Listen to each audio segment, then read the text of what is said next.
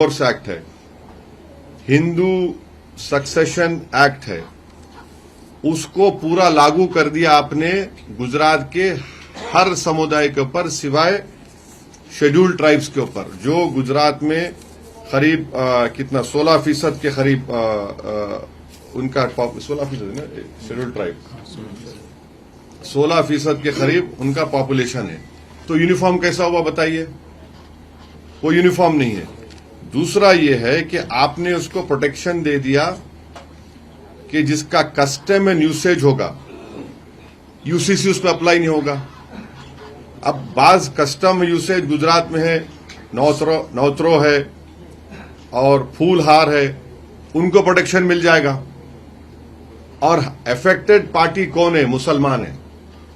इसलिए है कि हमको फ्रीडम ऑफ रिलीजन है आर्टिकल 25 में, आर्टिकल 26 में, आर्टिकल 21 में, आर्टिकल 14 में। आप उन सब का वायलेशन करके आप ये कह रहे हैं कि नहीं, ये जो हिंदू मैरिज एक्ट है, हिंदू सक्सेशन एक्ट है, वो मुसलमानों के ऊपर आप लागू कर रहे हैं, जो सरासर अनकॉन्स्टिट्यूशनल है।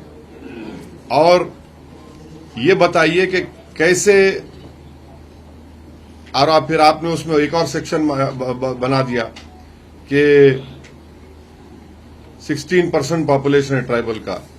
उसमें आपने क्या बोल दिया उसमें कि मिसाल के तौर पर इस्लाम में एंसेस्ट्रल प्रॉपर्टी का कोई तस्वुर नहीं है, हिंदू धर्म में एंसेस्ट्रल प्रॉपर्टी का तस्वुर है, उसको एक्सेप्ट किया था, आप उसको मुसलमानों पे लागू कर रहे हैं।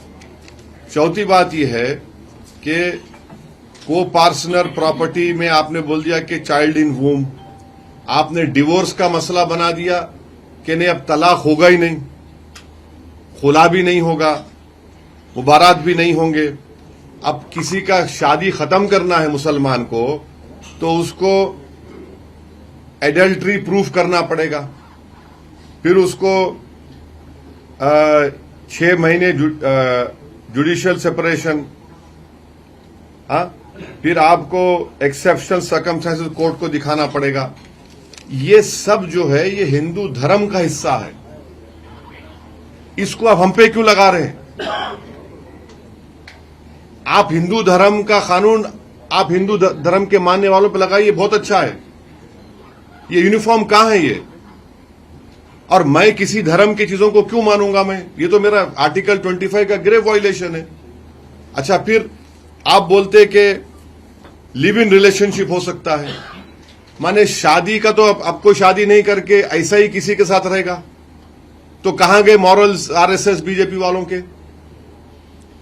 इस्लाम में तो हम किसी गैर महरम औरत को या किसी गैर महरम औरत किसी मर्द को हाथ भी नहीं लगा सकती, हाथ भी नहीं लगा सकते। आप बोल रहे लिव इन रिलेशनशिप करो, कैसा करो? रजिस्ट्रेशन करा लो उसका, फिर टर्मिनेट करना है तो उसका टर्मिनेट का वो करा लो। ये क्या बात है? सैंक्टिटी ऑफ मैरिज तो खत्म हो गया ना। माने आप बगैर शादी करे किसी के भी साथ रह सकते हैं, आप अपने सेक्सुअल रिलेशनशिप कर सकते हैं आप, वो तो इस्लाम के धर्म के खिलाफ है, वो तो हो ही नहीं सकता। और फिर आप बोल रहे मेंटेनेंस एलिमनी होगा, वो भी हिंदू मैरिज डिवोर्स एक्ट के तहत होगा। फिर आप उसमें बोल रहे कि सक्सेशन होगा तो हिंदू धर्म के मुताबिक होगा। इस्लाम में क्या है? अगर मेरे पास एक बेटा एक बेटी है, मैं उसका एक शेयर हिस्सा है, मैं 1/3 अपनी प्रॉपर्टी किसी को नहीं दे सकता, मैं 1/3 प्रॉपर्टी किसी को दे नहीं सकता मैं। और अगर मैं 1/3 प्रॉपर्टी नहीं दे सकता हूं, मगर आप अब क्या कर रहे हैं, क्योंकि हिंदू धर्म में विल पावर है, अगर आपके 2 बेटे हैं एक बेटी है तो आप एक को दे सकते पूरा प्रॉपर्टी अपना, इस्लाम में नहीं दे सकते ऐसा। तो ये कौन सा इंसाफ कर रहे बदो आप बोल रहे जेंडर जस्टिस? कहां का जेंडर जस्टिस हो रहा है? विल पावर से कोई भी अपना पूरा प्रॉपर्टी एक औलाद को दे सकता है, ये कहां जेंडर जस्टिस है? अब लोग बोलेंगे कि हाँ मैंने अपनी बेटी की शादी किया, उसमें खर्चा हो गया, उसका हिस्सा नहीं होगा। अरे भाई, इस्लाम में तो ऐसा अलाउड नहीं है ना, इस्लाम में तो देना ही पड़ेगा। और भाई जेंडर, अरे भाई ये बताओ, इस्लाम में पहला धर्म था पूरे दुनिया में जिसने बेटी को अपने बाप की जायदाद में हिस्सा दिया। दुनिया का पहला धर्म है ये।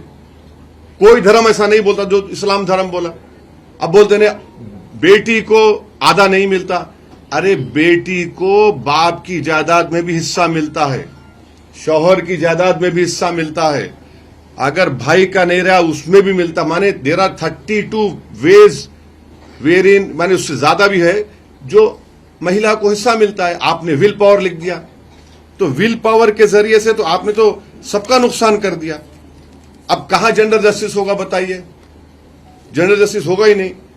और ये प्रॉपर्टी राइट्स जो इस्लाम में है उसको आप ये बोलते हैं कि जेंडर बायस नहीं, जेंडर बायस नहीं है उसमें, बिल्कुल जेंडर बायस नहीं है। आपने पूरा जितना डिवोर्स का तरीका था इस्लाम में उसको खत्म कर दिया। और आप ये बोल रहे हैं कि अगर इस कानून को कोई के बरखिलाफ काम करेगा तो उसको फाइन भी मिलेगा और उसकी जेल भी होगी। ये क्या है? ये लिव इन रिलेशनशिप आप बोल रहे कर लो, हाँ, और आप आपके धर्म का कानून मुझ पर क्यों लागू कर रहे हैं आप? ये इंसाफ है क्या? बताइए आप।